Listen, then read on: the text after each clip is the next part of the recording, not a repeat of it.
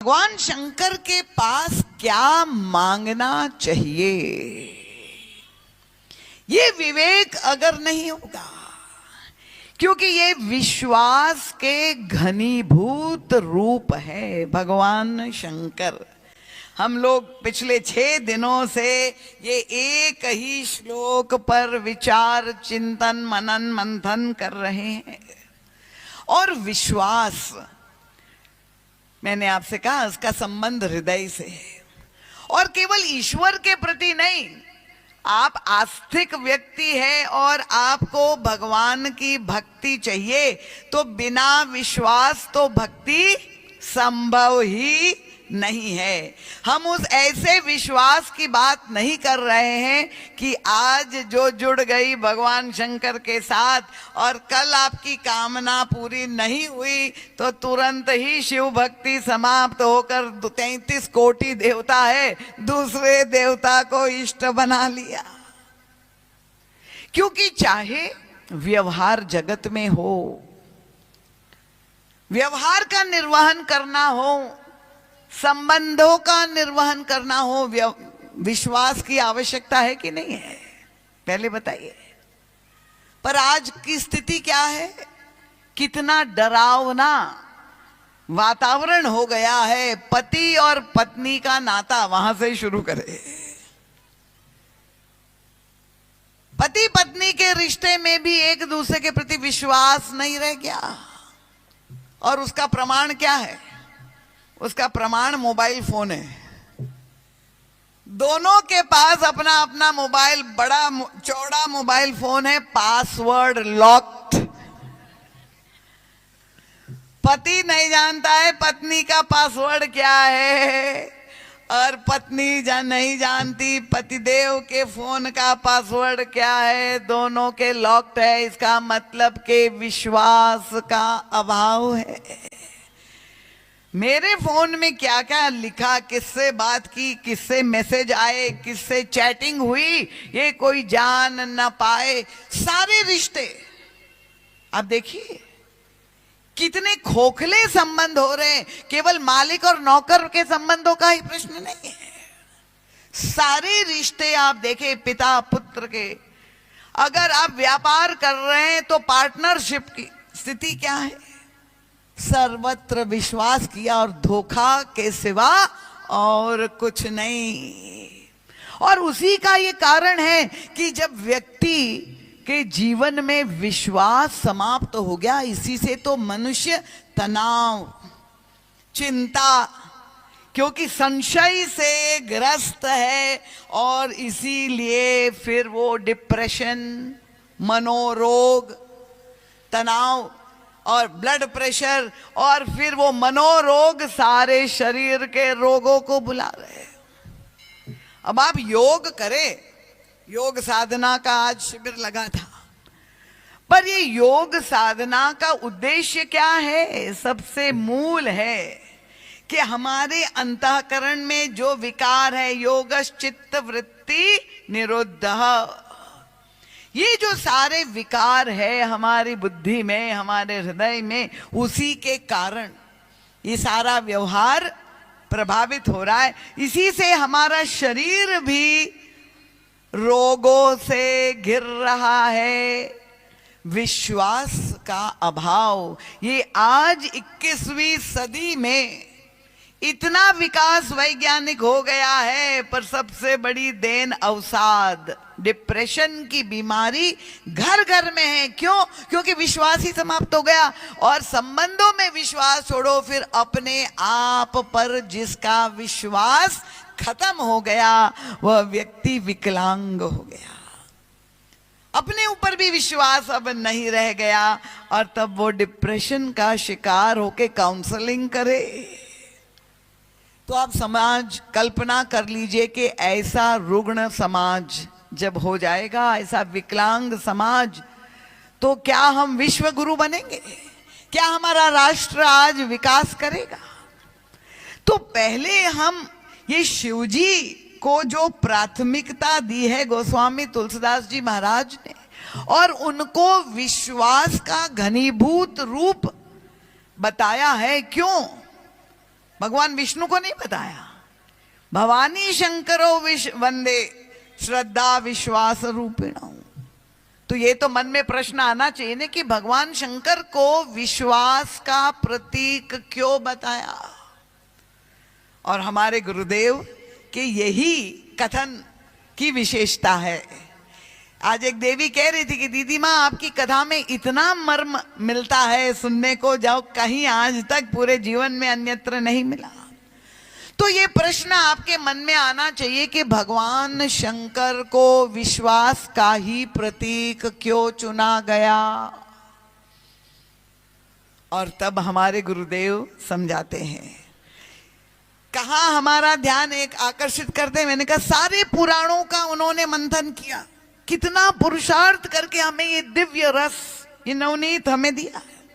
पुराणों में कथा आती है, सतयुग की बात है कि देवता और दैत्य दोनों में संघर्ष, युद्ध अनादिकाल से चल रहा है। और होता क्या था कि दैत्य लोग के गुरु शुक्राचार्य, मैंने आपसे कहा चमत्कारी बाबा मृत संजीवनी मंत्र जानते थे, और इसलिए दैत्य और देवता जब लड़ते हुए, दैत्य अगर मृत हो जाते थे तो शुक्राचार्य उनको वापस जीवित कर देते, और देवता अगर लड़ते हुए मर जाते थे तो वह पुनः जीवित नहीं होता। और उसका नतीजा ये हुआ कि देवताओं को और दैत्यों के संघर्ष में दैत्यों की ही विजय होती थी, राक्षस ही जो है विजय होते थे। अब सारे देवता मिलकर के भगवान विष्णु के पास गए कि भाई हम लोग बार बार पराजित हो रहे हैं। तो भगवान विष्णु ने कहा कि अगर तुम अमृत पान कर लोगे तो तुम अमर हो जाओगे, फिर दैत्य तुम्हें मार नहीं सकेंगे। तो अमृत कहां पर मिलेगा? भगवान विष्णु ने कहा समुद्र में अमृत छिपा हुआ है। तो वो अमृत कैसे हमें मिले? तो उन्होंने कहा आप मंथन करिए समुद्र का, और उस मंथन का परिणाम अमृत उसमें से निकलेगा। ठीक है, अब देवता भी अमर होना चाहते हैं और दैत्य भी अमर होना चाहते हैं। कथा आप जानते हैं कि नहीं? सब जानते हैं ये अमृत मंथन की कथा। और परम पूज्य हमारे गुरुदेव कहते हैं ये केवल सतयुग की कथा नहीं है, ये हमारे जीवन का सत्य है। हर कथा को अपने जीवन से जोड़ते हैं। ये मंथन की प्रक्रिया, देवता और दैत्य कौन है महाराज जी? कैसे यही अच्छा व्यक्ति और बुरे व्यक्ति दोनों संघर्ष कर रहे हैं। ये मंथन क्या है? यही पुरुषार्थ है। और ये समुद्र क्या है? उनका ये संसार ही सागर है, और उसमें प्रत्येक व्यक्ति संघर्ष मंथन कर रहा है अमृत पाने के लिए। चाहे वो सुख का अमृत हो, वो लक्ष्य अपनी अपनी व्याख्या भिन्न भिन्न है। कोई सुख पाना चाहता है, कोई भक्ति पाना चाहता है, कोई कीर्ति पाना चाहता है, कोई शक्ति पाना चाहता है। अपनी अपनी व्याख्या है। उस दिशा में व्यक्ति पुरुषार्थ कर रहा है, मंथन कर रहा है। समझ में आ रहा है? तो ये हमारे जीवन का सत्य है, ये अमृत मंथन। अब जब दैत्य और देवता दोनों मंथन कर रहे थे, वो बहुत, एक महाराज जी का ग्रंथ है अमृत मंथन, पूरा ग्रंथ ही लिखा हुआ है, बहुत विलक्षण ग्रंथ है। तो अब जब दोनों मंथन करने लगे तो आप जानते हैं वासुकी नाग और मंदराचल पर्वत, वो सारी व्याख्याएं हैं जो हमारे गुरुदेव ने की है। अपने पास समय नहीं है, पर जब मंथन शुरू हुआ तो क्या हुआ? मंथन किया गया अमृत पाने के लिए, पर जब मंथन प्रारंभ किया तो सबसे पहले क्या निकला? क्या निकला? विष निकला। सब सहमत है? सबसे पहले विष निकला, हलाहल। ऐसा जहर कि उस विष की केवल दूर से उसकी ज्वाला व्यक्ति को जला रही थी। देवता त्राही त्राही हो गए, महाराज हम अमृत होना चाहते हैं और यहाँ हलाहल निकला, हम बचेंगे तब तो अमृत पिएंगे, तो यही मरे जा रहे। उसकी ज्वालाओं से ऐसा हलाहल निकला, क्या करे, यम विष का घड़ा निकल आया। भगवान विष्णु के पास गए, भगवान विष्णु ने कहा जाओ शंकर जी को दे दो, शिव जी को दे दो। अभी शिव जी को क्यों दिया जाए भाई, जहर निकला, भगवान विष्णु भी तो पी सकते थे। पर भगवान, ये हम लोग तो ये समझ नहीं पाते हैं, क्यों भगवान विष्णु ने ऐसा आदेश दिया कि शिव जी को दे दो, और हमारी तरह जो है देवर्षि नारद भी नहीं समझ पाए। इसलिए आप आता है प्रसंग विश्व मोहिनी को पाने के लिए, जब वे व्याकुल है, मानस में प्रसंग आता है ना, और जब वो विश्व मोहिनी नहीं मिली उनको, तो जो भगवान विष्णु को खरी खोटी, क्योंकि वो विश्व मोहिनी ने भगवान विष्णु के गले में जयमाल डाल दी, और देवर्षि नारद बेचारे जो व्याकुल हो रहे थे विवाह करने के लिए, और तब वो विश्व मोहिनी तो नहीं प्राप्त कर सके, इतने क्रोध में भर करके भगवान विष्णु को खरी खोटी सुनाने लगे। क्या? उनका असुर सुरा विष शंकर ही आपुरमा मणिचारु स्वार्थ सकल कुटिल तुम सदा कपट व्यवहार। भगवान को जो है खरी घोटी श्राप के, बस आप इतने पक्के स्वार्थी हो कि जब विष निकला तो शंकर जी को दे दिया, जब लक्ष्मी जी निकली और जब मणि निकला तो खुद ले लिया, और जो है आपने विष शंकर जी को जहर दे दिया। हम लोग भी देते हैं कि नहीं उलाहना, तो देवर्षि नारद भी ऐसा उलाहना दे रहे। पर भगवान शंकर के पास जब ये जहर का घड़ा लेकर, हलाहल लेकर के देवता गए, और भगवान शंकर तो समाधि में थे, देखिए जिस भोलेनाथ, अब जैसे ही वो हलाहल लेकर के गए, भगवान शंकर ने एक ही प्रश्न पूछा। आप लोग सभी शिव महिमा की कथा सुन रहे हैं, तो शिव जी से हमें क्या गुण लेना चाहिए, क्या सीखना चाहिए? शिव जी ने पूछा किसने भेजा है? आपके घर पर घंटी बजे, कोरियर आया, और कोरियर सामान लेकर के आए, तो अब यही तो देखते हैं ना, कहाँ से आया है, किसने भेजा है। भगवान शंकर ने पूछा देवताओं से किसने भेजा, उन्होंने कहा भगवान विष्णु ने भेजा। और जैसे ही शिव जी ने सुना कि विष्णु ने भेजा, तो वो घट घट घट वो विष हलाहल का पान कर लिया, भगवान शंकर ने पी लिया। अब देवता देख रहे हैं तो चकित हो गए, वो आपकी तरह तालियां नहीं बजाए, वो देख लिए, क्योंकि अब विष तो पी लिया, पर उसका प्रभाव क्या हो रहा है उनके ऊपर। क्योंकि पीना एक बात है और पचाना दूसरी बात है। भगवान शिव ने पी ही नहीं लिया, देखा कि जैसे पीते जा रहे हैं पूरा गला नीला पड़ गया, ऐसा विष था। इसलिए नाम ही नीलकंठ हमारे शिव जी का हो गया, और पान करके बड़े प्रसन्न। अब देवता तो बड़े खुश हो गए, हमारी समस्या का समाधान हो गया, चलो विषपान तो कर लिया। सब देवता वापस लौट गए, चले गए। भगवान विष्णु पर जब सारी भीड़ छट गई, तो हमारे गुरुदेव शिव जी के पास चले गए। एकांत में देकर शंकर जी से महाराज जी ने प्रणाम करके पूछा, भगवान ये तो आपने अद्भुत काम कर लिया, आपने विष को पचा लिया। अगर ये कला आप हमको सिखा दे, क्योंकि हम सबको भी तो विषपान करना पड़ता है, करना पड़ता है कि नहीं? संसार में रह करके, व्यवहार में रह करके, चाहे व्यवहार हो, व्यापार हो, गृहस्थ आश्रम हो, किसी भी आश्रम को पग पग पर, चाहे वो अपमान का घूंट पीना पड़े, चाहे अनादर का घूंट पीना पड़े, चाहे धोखा हमारे साथ हो, चाहे विश्वासघात हो, कितनी प्रकार की विपरीत परिस्थितियां जो हमारे मन के अनुकूल नहीं है वो घटित होती है कि नहीं। तो इतनी बार जहर पीना पड़ता है। तो अगर आप हमें ये कला सिखा दे तो हमारे लिए ये कलयुग में विशेष रूप से कितना बड़ा संबल हो जाएगा। और तब देखिए, संसारी व्यक्ति और साधक में यहीं पर अंतर है।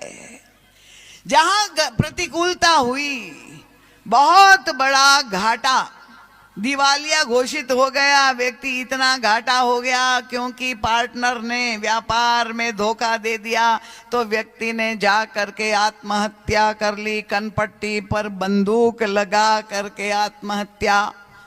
बड़े बड़े महापुरुष संतों के जीवन में ऐसी घटनाएं घटित हो रही है। आत्महत्या जैसी घटना सुन करके कितनी घबराहट होती है। पर जो शंकर जी का भक्त होगा, जो सत्संगी होगा, वो क्या आत्महत्या करेगा? क्योंकि जब वो सत्संग में आ करके संगम नगर में यहाँ पर शिव कथा सुनता है तो शिव जी तो वो रहस्य बता देते हैं हमारे गुरुदेव को। क्या रहस्य बताया? भगवान शंकर ने कहा, मेरे मुख में राम नाम निरंतर रहता है। सतत जिनका जाप अपने इष्ट का करते हैं। ये राम नाम कहां से मिला भगवान शंकर को? तो वर्णन आता है पुराणों में कि एक बार वेद समुद्र का भी मंथन हुआ। 4 वेद है, वो भी असीम है, अनंत। तो अब वेद समुद्र का सारे ऋषि मुनियों ने निर्णय किया कि हम मंथन करेंगे।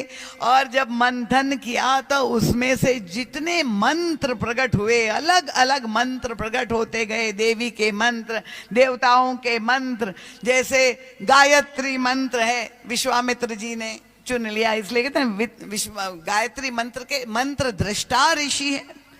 तो सभी ने चुनाव कर लिया। जब मंत्र निकलते गए, लेते गए, पर जब अमृत प्रकट हुआ, क्योंकि इन सारे मंत्र, लंबे लंबे मंत्र, किसी ने दुर्गा सप्तशती ले ली, तो किसी ने ये, मार्कंडेय ऋषि ने ये ले लिया, सभी ऋषियों ने ले लिया कि ये मंत्र बहुत अच्छा है, उसे सिद्ध करे। पर उसी मंथन में राम नाम भी निकला। और ये राम नामामृत जब निकला, वहां कोई खरीदार नहीं था, कोई नहीं। ऋषि मुनि गए, शंकर जी वहां पर उपस्थित थे। उन्होंने पहचान लिया कि ये तो अमृत है, और तब उन्होंने अकेले वो राम नाम ले लिया, अमृत पान कर लिया। तो भगवान विष्णु जानते थे कि जब वेदों का मंथन हुआ तो जो अमृत निकला था ये शिव जी ने पी लिया है, तो अब विष निकला है, तो उन्हीं को जा करके देखो, तब वो अमृत की भी परीक्षा हो जाएगी। अगर अमृत पिया है तो अब विष भेजो, परीक्षा हो जाए कि अमृत असली है कि नकली है। और शंकर जी ने क्या अद्भुत कला दिखा दी। गुरुदेव ने जब पूछा तो भगवान शंकर ने कहा, मेरे मुख में राम नाम तो पहले से ही था, उसी मुख में मैंने जब विष डाल दिया तो वो विष और राम दोनों मिल गए, विश्राम हो गया। तो ये जानते तो हम सब है, पर क्या ऐसा अटूट विश्वास हमारे हृदय में है राम नाम के प्रति?